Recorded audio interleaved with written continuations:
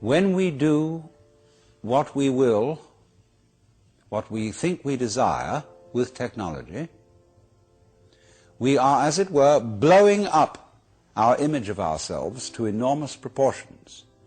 And many of us are beginning to realize that we don't like it. We discover ourselves to be beings that are hostile to the environment and that are bent on dominating it to the point of destruction. That we don't feel at home in the universe.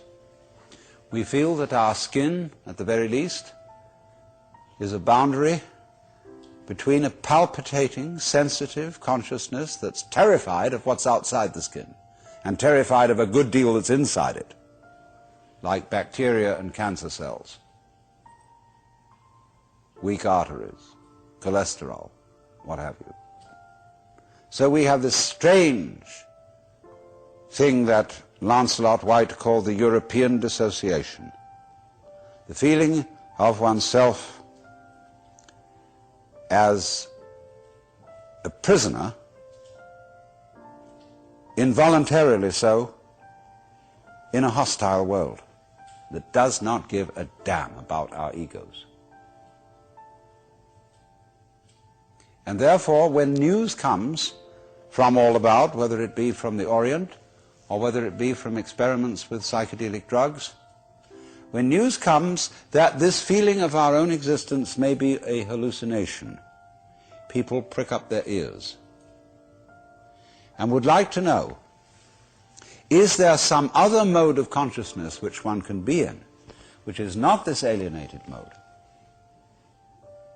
Because we feel, I think many of us, very, very strongly, that if there is such a place, we would like to be there. That, of course, entails difficulties, which we shall go into. But this is the starting point of the fascination for yoga, for zazen, and also for the Taoist forms of meditation, which are much less known.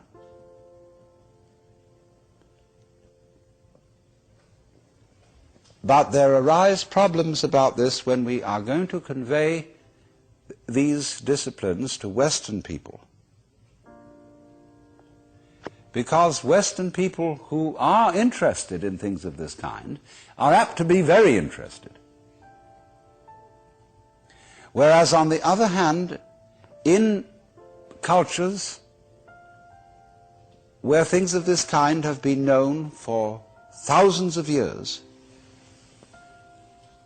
there is a tendency for them to become rather rotish.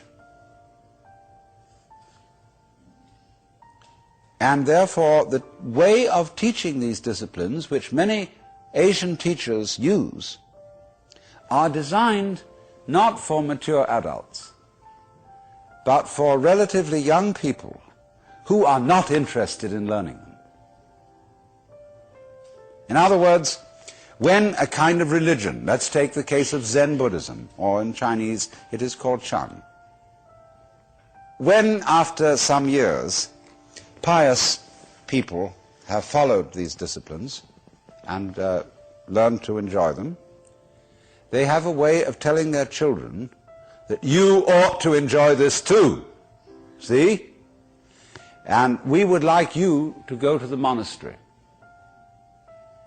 And furthermore, when there's the superstitious feeling that raising a son to be a monk or a priest redounds to one's own good merit in future lives, the more sons you send into the priesthood, the better.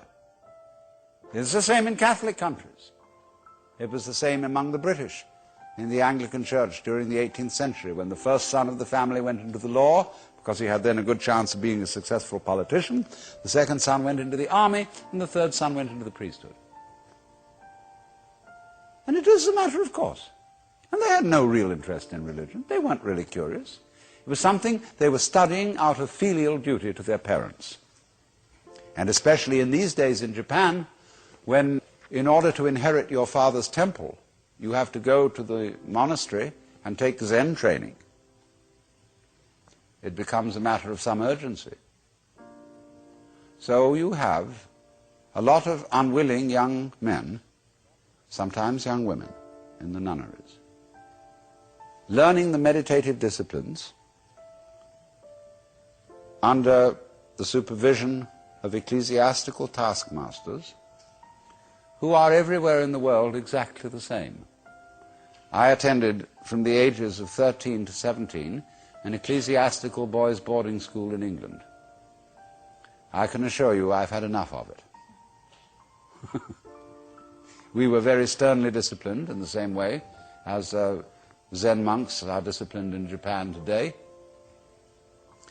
And it just strikes me as funny that I have what I call the aching legs school of Zen, in which one sits in Zazen for an unnecessarily long time until one gets paralyzed. And then people come back from Japan or from anywhere and brag about how their legs hurt, as if it was some extremely esoteric discipline. And you know, they bang them about with boards on the shoulders, and like in England, they swipe them on the bottoms with canes. And it's all the same old story. And I think we need to go beyond this and develop a certain maturity towards the practice of meditation that is not based on all this boys' boarding school business. But it's very difficult to make people who have been brought up in that system see the point. Because they say, well, we got it this way, and that's the way you have to go in order to get it. So we have discussed this matter, and we feel that there can be an approach which does not insult the dignity of interested Western adults.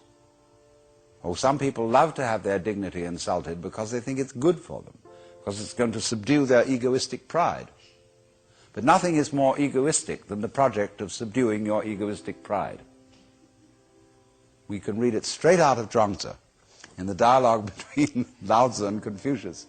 Or, you know, it's an apocryphal dialogue. Zhuangzi was a great humorist, and he used the most outrageous stories and examples to illustrate his points.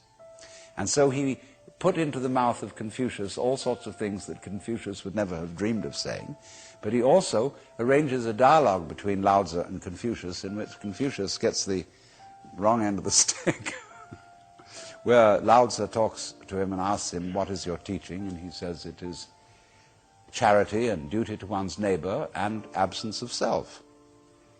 Well, he says, sir, you are causing great disruption in the empire. Is not your elimination of self a positive manifestation of self? You are like somebody beating a drum in search of a fugitive. I mean, we would say it is like the police about to raid a whorehouse with the sirens on, so that everybody hears them coming and runs away. You see? So in the same way, when you go after with the project to eliminate your selfishness, nothing could be more in the nature of spiritual pride. And you will work on it, and the more you work on it and get uptight and stiff, the more your spiritual bulge increases.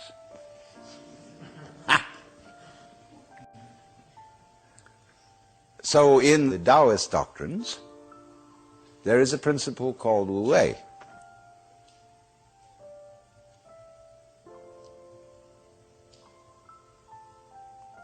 And this means, Wu means none or not, no, negation. Wei has a combination of meanings. It can mean action, making, but the best translation I have found for it is forcing. And so Wu Wei is the principle of not forcing in anything that you do. Now we know when we watch any performance of an artist, be it a dancer or an actor or a musician, we know immediately when the performance is forced. And we say it doesn't ring true, it's too artificial, it doesn't seem to be natural. Many people who study the Taoist doctrines think that Wu Wei means do nothing, in the sense of laissez-faire, be lazy, always be passive. It doesn't mean that. There is a time for action. When you study judo, you use muscle only at the right moment. When your opponent is hopelessly overextended and off balance, and you add a little muscle to it and you throw him across the room. But only then. You never use muscle at the wrong moment. For as Shakespeare knew perfectly well, there is a tide in the affairs of men which, taken at its flood, leads on to fortune. And so Wu Wei is based on knowledge of the tide, the drift of things. Get with it. Wu Wei is the art of sailing rather than the art of rowing. So, if you say now, one of the most famous sayings in the Lao Tzu book is, superior virtue has no intention to be virtuous, and thus is virtue. Inferior virtue cannot let go of virtuosity, and thus is not virtue. So one could also say, the real Wu Wei is not intentionally Wu Wei, and so is Wu Wei. But inferior Wu Wei so tries to be Wu Wei that it isn't. In other words, this is saying Wu Wei is not a matter of cultivated passivity or even of cultivated spontaneity, because there are people who think that they are released, that they have realized that they are the Tao, as all of us in fact are, or that you are, to put it into Vedanta terms, every one of us is the Brahman, the eternal self of the universe, beyond all description or classification or thought. And you say, okay, baby, I'm that. Now I'm going to have a ball. Well, what kind of a ball do they have? Well, what they do is they look up the rules on which society runs and do the opposite. Well, that's still running by the rules of society. And it's the mirror image in reverse. That's not spontaneity. You have to be able to realize that you don't know what you really want to do until you are very quiet. And it tells you. So, to quote Jesus, unless you become again as a child, you cannot enter the kingdom of heaven. And if you read the Bible, incidentally, which is a very dangerous book, as I'm going to be demonstrating in Playboy this December, but understand heaven in a very literal sense, space. See, we are in heaven now because the earth is a spaceship and heaven is space. What is called in Chinese Gung, Japanese Gu, the void. That's what is important. That most of us don't know this. Even Shakespeare has one of his characters saying, "Oh, that this all too solid flesh would melt." But do you know you are much more space than you are anything else? If the ponderable, I won't say matter, the ponderable whatever in your bodies were condensed and all put together, it would be smaller than the point of a pin. And anyway, somebody once said, even a bishop is 80% water.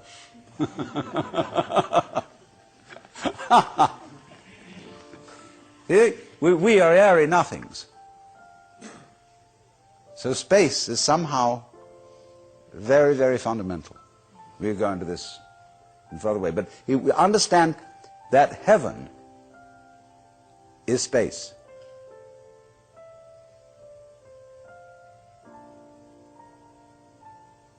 And all those references in those nursery rhymes that we learned as children, which were the hymns about heaven, always were talking about thrones and crowns and harps and streets of glass, crystals, transparencies, space. It comes down to space always. Space, which nobody can define, nobody can imagine, appears to be nothing, is the foundation of the universe.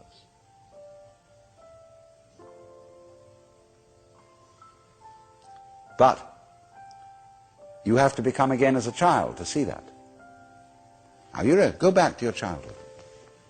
What were the fascinating things? What's out there? What's beyond the stars? How long does it go on? And Mama said, it goes on always and always and always. The child wonders. He's excited that there's something that never ends. Then the child asks about time. How long ago is long ago? Well, the Bible says that in the beginning God created the heaven and the earth. Well, what did God do before he did that? Well, as one person said, he sat up thinking punishments in hell for people who ask silly questions. But still, that is only a joke. And the child thinks of God going back and back and back forever, with never beginning. So in the same way you think about death. Go to sleep and never wake up. Never.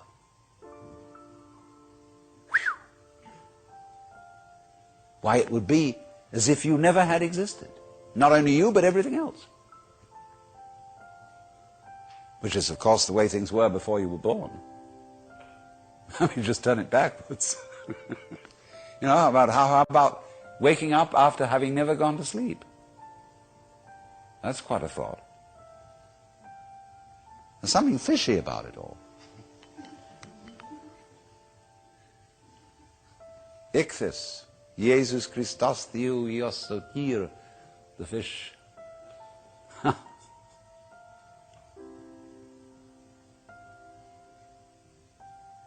So we get a funny feeling when we think those questions really through. Very funny feeling. And children, you see, love to get into that funny feeling. Children do all kinds of weird things. They like to spin around as fast as possible, so they watch suddenly the whole ground goes tilting. They do this thing giddy, giddy, giddy, giddy, with their eyes, and they go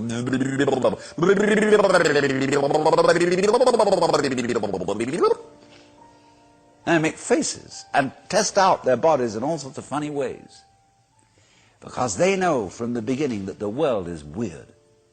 A strange thing. Because everybody knows what it's all about, only they won't admit it. Being brought up is being taught not to admit it, because you know very well what's going on.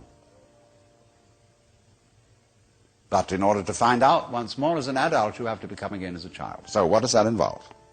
It means, ladies and gentlemen, would you please check your ideas and opinions at the door, first of all. All your philosophical and religious views, all your logic, because I say check it at the door advisedly, because you can pick it up again when you go out if you feel unsafe without it. I'm not trying to argue you out of your opinions and views. I'm merely suggesting that for the sake of an experiment, you temporarily suspend them. And view what is as if you didn't even know how to talk. Red is not red, blue is not blue. Hard is not hard, soft is not soft. Male is not male, female is not female. There is just this jazz.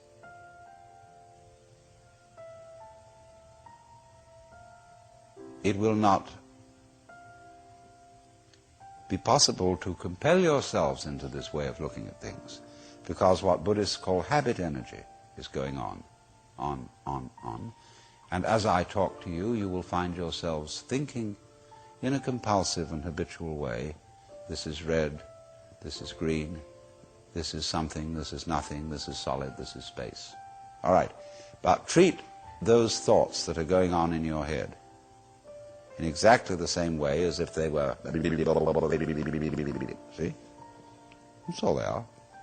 Like shapes in the spray as the sea breaks on the rocks. Now, please don't get agitated that this is an anti-intellectual point of view, that this is undermining the value of logic and reason and so on. Just, we'll bring all that back later when we need it. But just for the time being, let's simplify. Close your eyes. Listen.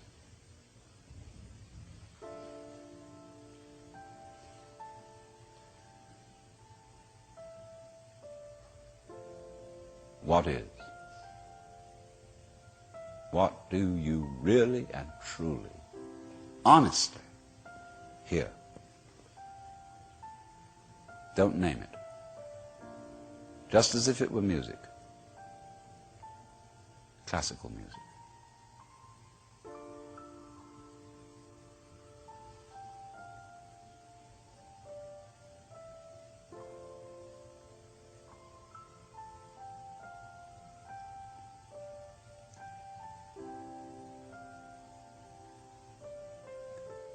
Can you hear the past?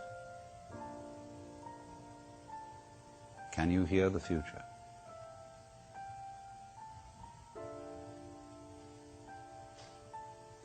Can you hear the listener?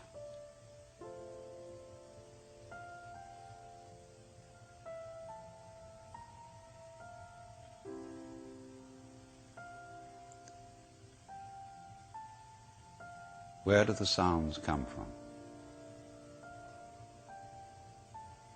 Ears alone, please. Look, Mama, no hands. Let them tell you the truth.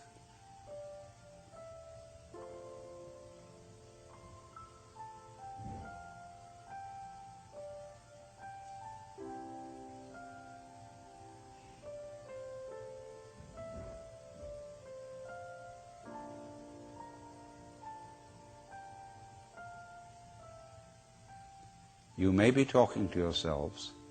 Don't try to repress it, as I said. Just disregard it. That happens. It's like an itch.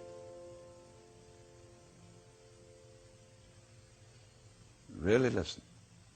Dig that sound.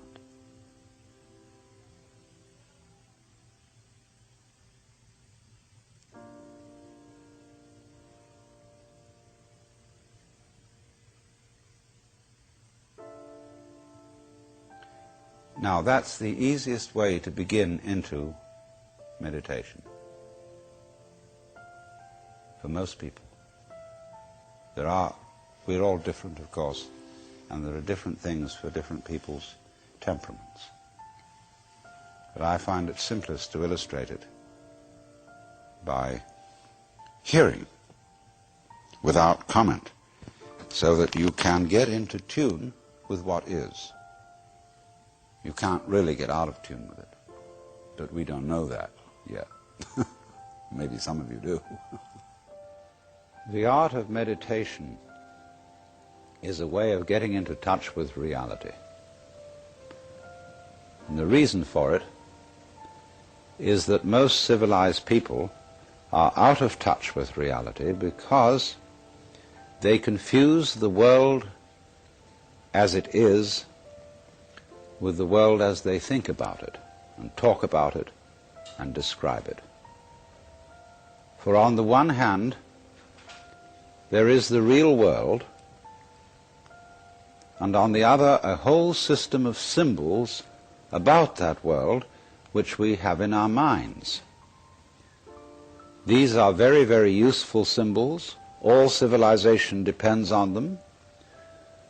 But like all good things, they have their disadvantages, And the principal disadvantage of symbols is that we confuse them with reality, just as we confuse money with actual wealth, and our names about ourselves, our ideas of ourselves, our images of ourselves with ourselves. Now, of course, reality, from a philosopher's point of view, is a dangerous word. A philosopher will ask me, what do I mean by reality? Am I talking about the physical world of nature? Or am I talking about a spiritual world? Or what? And to that I have a very simple answer. When we talk about the material world, that is actually a philosophical concept. So in the same way, if I say that reality is spiritual, that's also a philosophical concept. And reality itself is not a concept. Reality is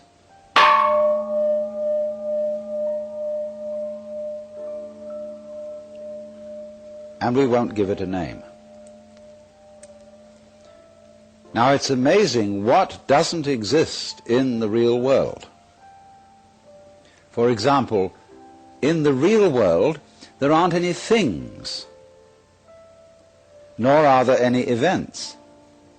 That doesn't mean to say that the real world is a perfectly featureless blank. It means that it is a marvelous system of wiggles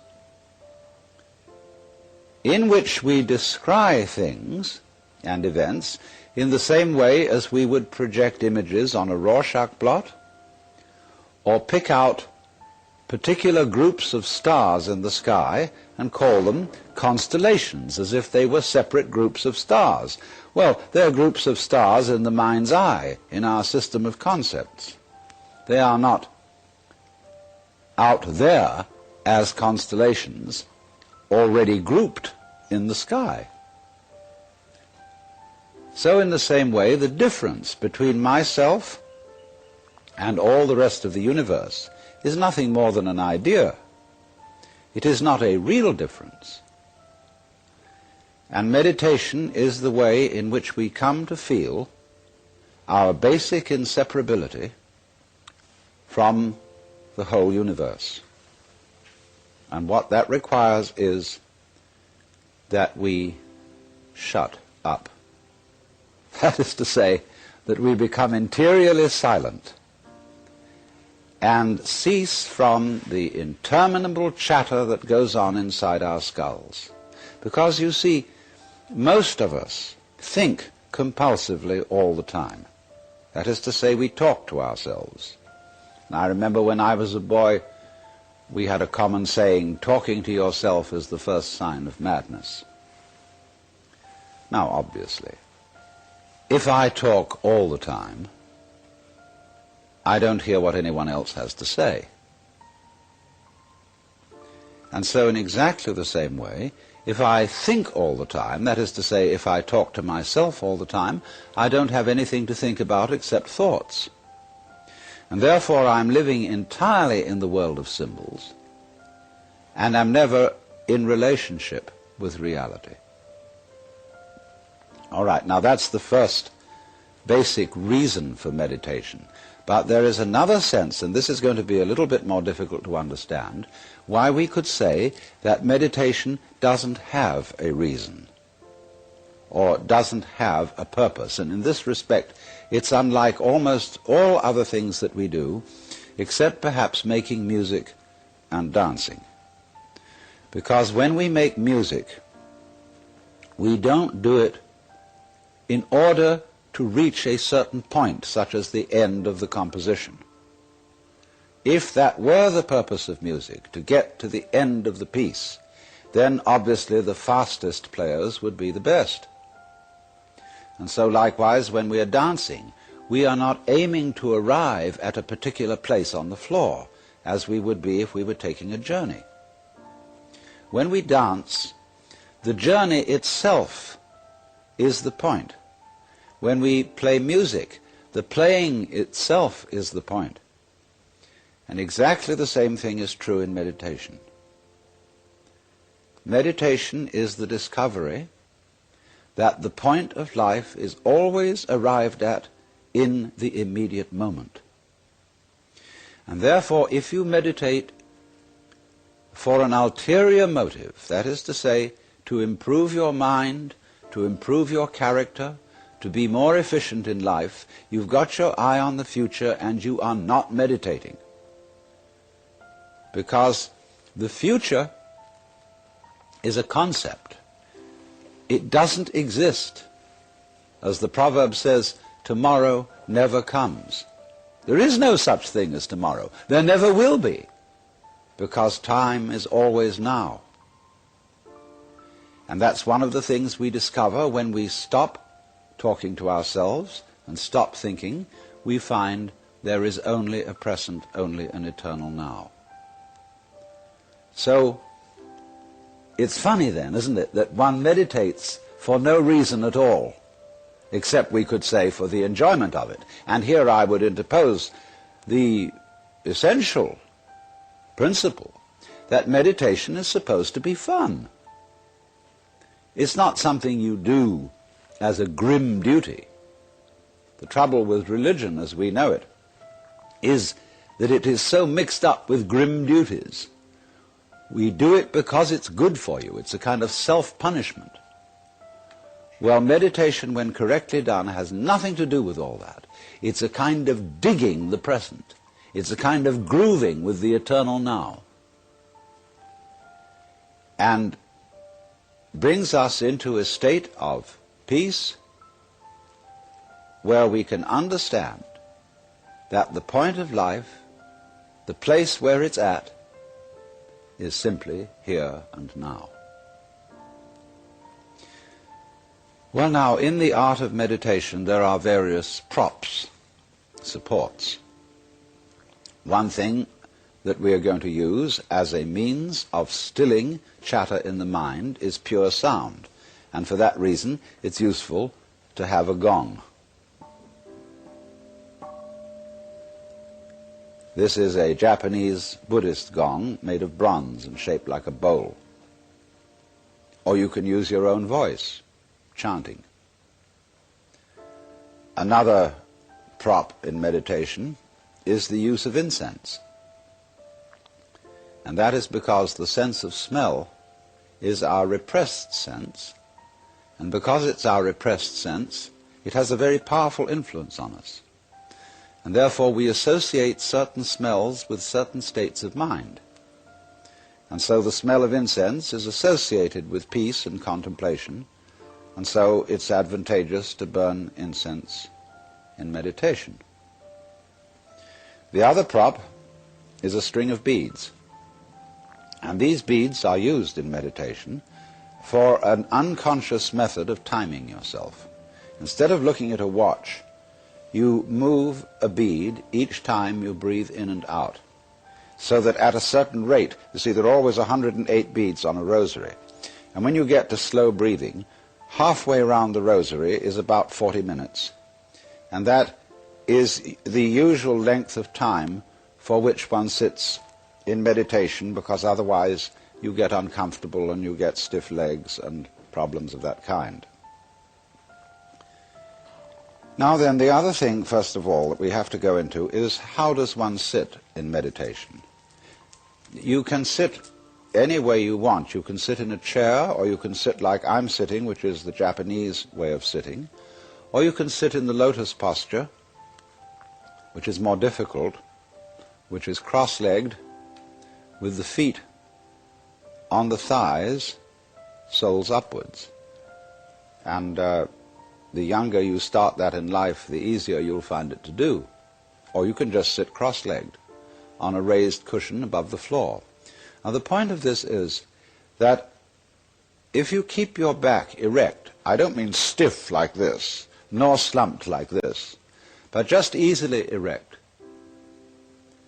you are centered and easily balanced, and you have a feeling of being thoroughly rooted to the ground. And that sort of physical stability is very important for the avoidance of distraction, and generally feeling settled. Here and now, j'y suis, j'y reste, as the French say. I'm here and I'm going to stay. Well now, the easiest way to get into the meditative state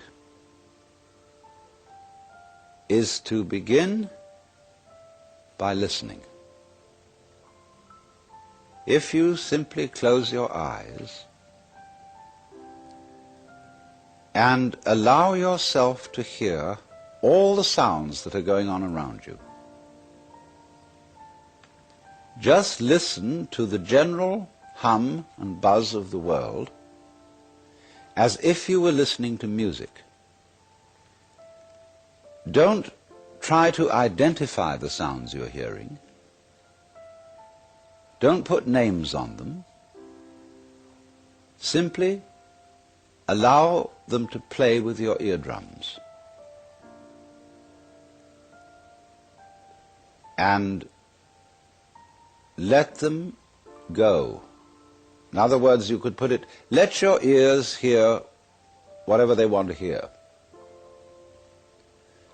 Don't judge the sounds.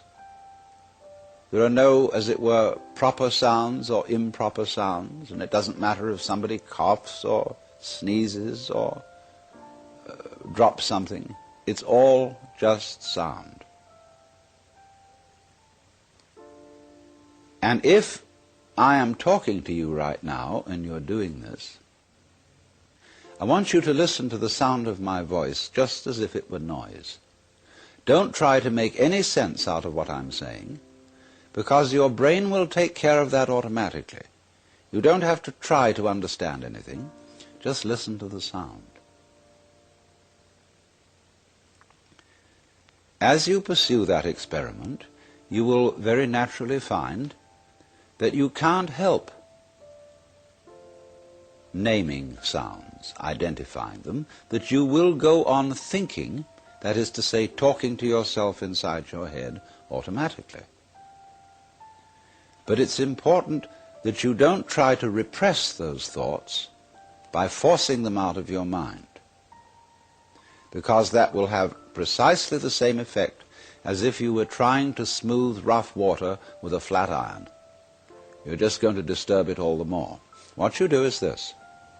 As you hear sounds coming up in your head, thoughts, you simply listen to them as part of the general noise going on, just as you would be listening to the sound of my voice, or just as you would be listening to cars going by or to birds chattering outside the window. So look at your own thoughts as just noises. And soon you will find that the so-called outside world and the so-called inside world come together. They are a happening. Your thoughts are a happening, just like the sounds going on outside. And everything is simply a happening, and all you're doing is watching it. Now, in this process, another thing that is happening that is very important is that you're breathing. And as you start meditation, you allow your breath to run just as it wills.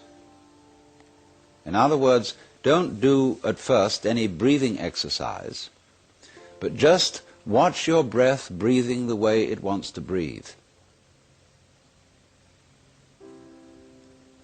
And notice a curious thing about this. You say in the ordinary way, I breathe, because you feel that breathing is something that you are doing voluntarily, just in the same way as you might be walking or talking. But you will also notice that when you are not thinking about breathing, your breathing goes on just the same. So the curious thing about breath is that it can be looked at both as a voluntary and an involuntary action. You can feel on the one hand, I am doing it, and on the other hand, it is happening to me. And that is why breathing is a most important part of meditation, because it is going to show you, as you become aware of your breath, that the hard and fast division that we make between what we do on the one hand and what happens to us on the other is arbitrary. So that as you watch your breathing, you will become aware that both the voluntary and the involuntary aspects of your experience are all one happening. Now that may at first seem a little scary, because you may think, well, am I just the puppet of a happening, the mere passive witness of something that's going on completely beyond my control? Or on the other hand, am I really doing everything that's going along? Well, if I were, I should be God. And that would be very embarrassing, because I would be in charge of everything. That would be a terribly responsible position. The truth of the matter, as you will see it, is that both things are true. You can see it that everything is happening to you, and on the other hand, you're doing everything. For example, it's your eyes that are turning the sun into light. It's the nerve ends in your skin that are turning electric vibrations in the air into heat and temperature. It's your eardrums that are turning vibrations in the air into sound, and in that way you are creating the world. But when we are not talking about it, when we are not philosophizing about it, then there is just this happening, this, and we won't give it a name. Now then, when you breathe for a while, just letting it happen,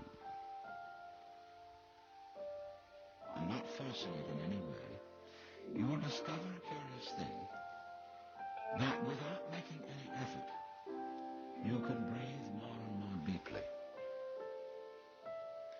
In other words, supposing you simply are breathing out, and breathing out is important because it's the breath of relaxation, as when we say, and heave a sigh of relief. So when you are breathing out, you get the sensation that your breath is falling out.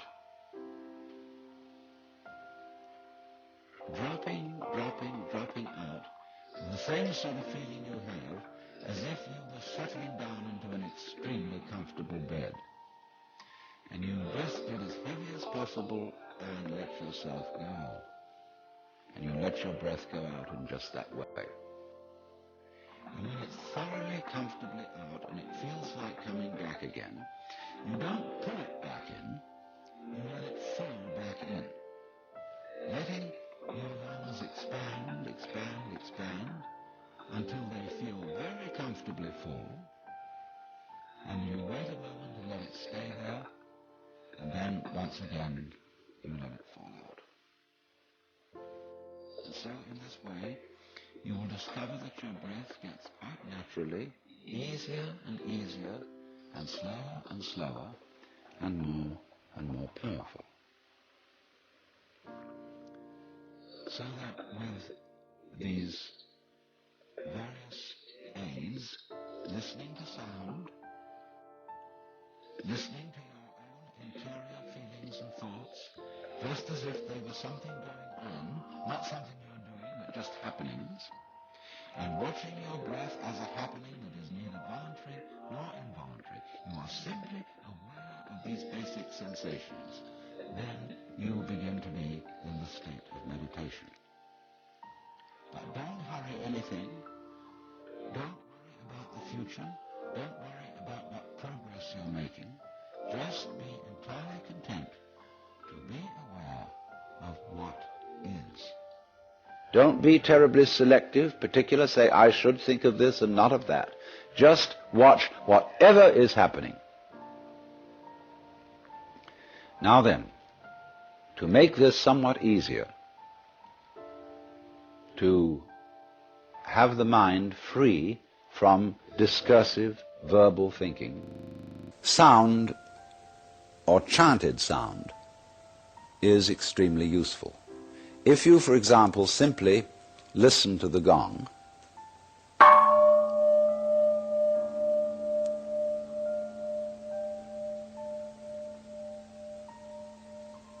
and let that sound be the whole of your experience. It's quite simple, it requires no effort.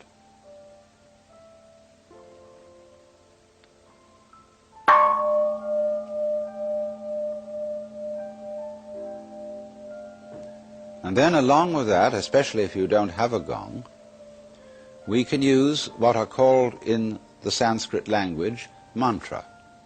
Mantra are chanted sounds which are used not so much for their meaning as for the simple tone. And they go along with that easy kind of slow breath. One of the basic mantras is, of course, the sound Om. That sound is used because if you spell it out, A-U-M, it runs from the back of your throat to your lips, and therefore it contains the whole range of the voice. And for that reason, it represents the total energy of the universe. This word is called the pranava, the name for the ultimate reality, for the which, than which there is no whicher. And so, in this way then, if you chant it,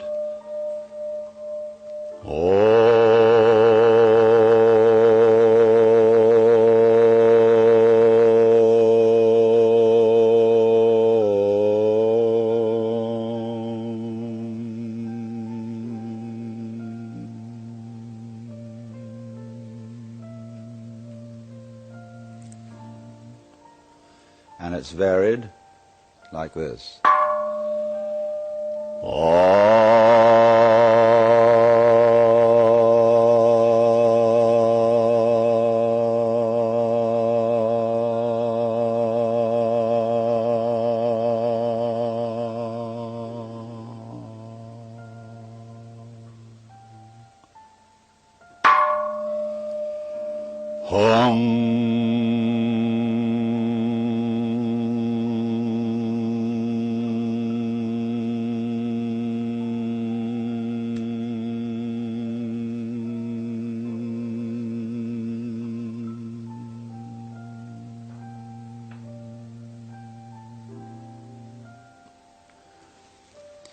And you can keep that up for quite a long time, and eventually you will find, as you go on chanting, that the words of the chant will simply have become pure sound.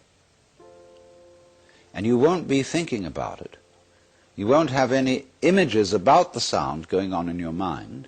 You will simply become completely absorbed in sound, and therefore you will find yourself living in an eternal now in which there is no past and there is no future and there is no thing called difference between what you are as knower and what you are as the known, between yourself and the world of nature outside you. It all becomes one doing, one happening.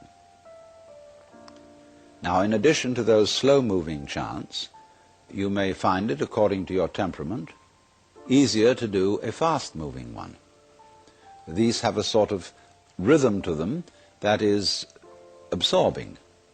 Say, a chant that many of you have heard that goes, Hare Krishna, Krishna Krishna, Hare Hare, Hare Krishna, Krishna Krishna, Hare Hare, Hare Rama, Rama Rama, Hare Hare, Hare Krishna, Krishna Krishna, Hare Hare, Hare Rama, Rama Rama, Hare Hare. And it doesn't matter what it means. Actually, Krishna and Rama are the names of Hindu divinities. But that's not the point. The point is just to get with that thing that is running, running, running.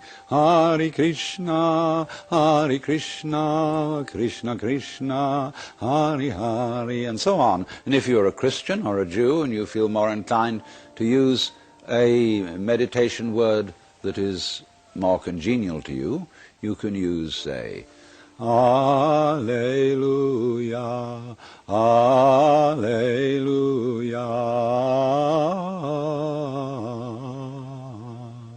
Alleluia, Alleluia,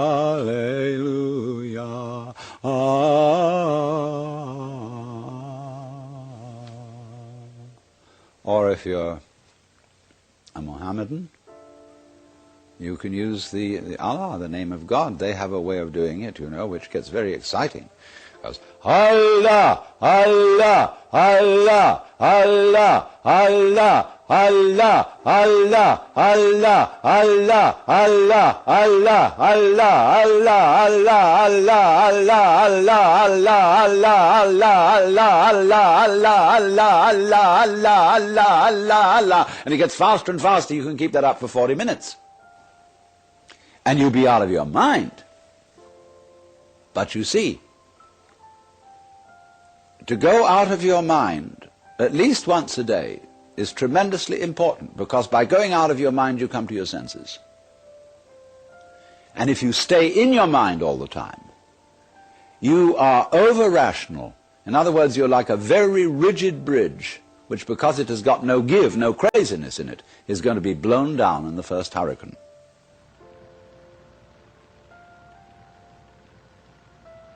Just as you've been letting vibrations in the air play with your ears, let your lungs breathe as they will. Don't as yet attempt any breathing exercise. Don't force anything. Simply allow breathing.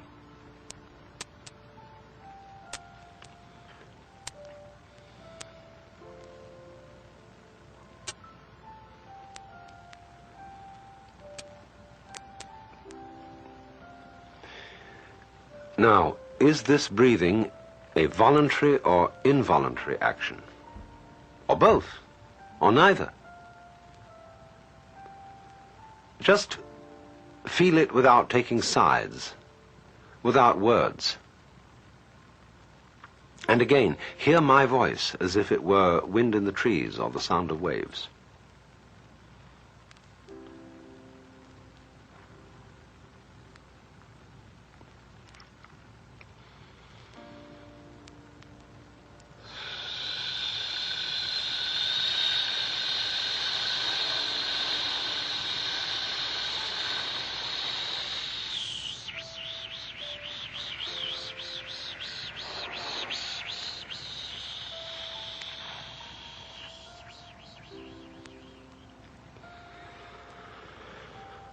Most of us are short of breath. We never really empty our lungs. But to make a long, complete out-breath, you mustn't force it. Imagine there's a large ball of lead inside your neck, and allow it to fall slowly through your body to the floor, pushing and easing the breath out as it drops.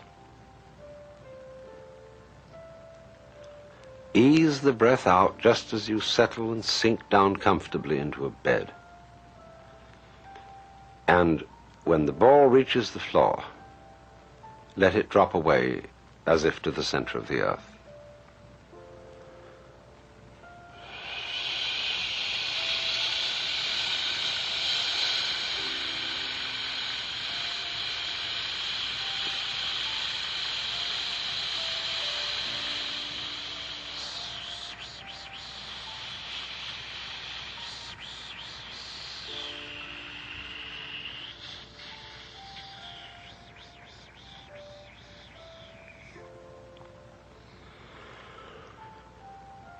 Then let the breath come back in as a reflex without pulling it.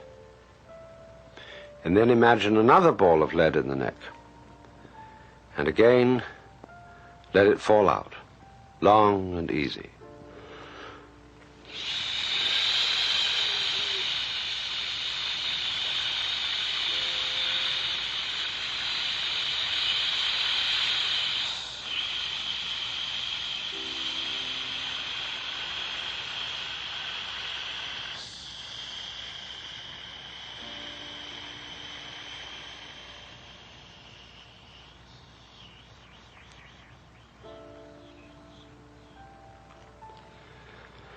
And once again.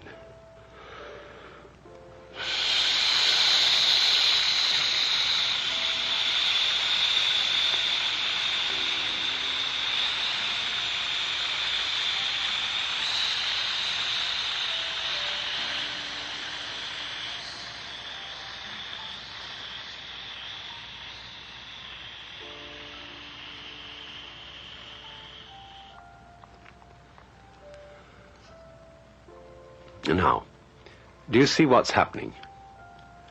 You are generating a great deal of energy without trying or forcing. Two things seem to be happening at once. First, the outflow of breath is simply falling, happening all by itself. Second, it's under perfect control. So from this practice, you learn to experience, to realize that what happens to you and what you do are one and the same process. There is no real separation between one thing called you and another quite different thing called the universe. When you stop talking and naming, they're quite obviously one. So again, let breath fall easily out.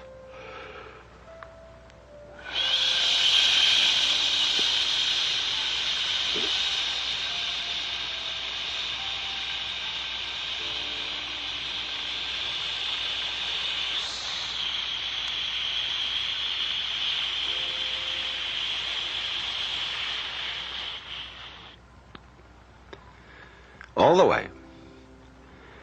Let it come back on its own, and then out again.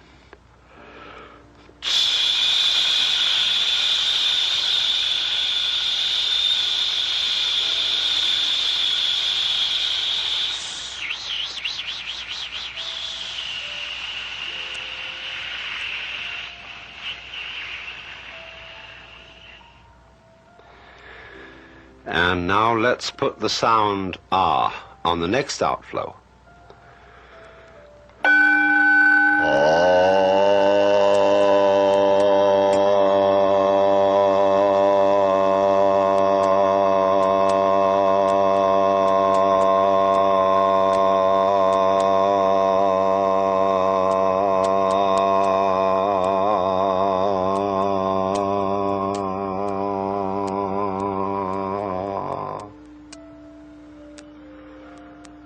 And again, so that you have nothing in mind but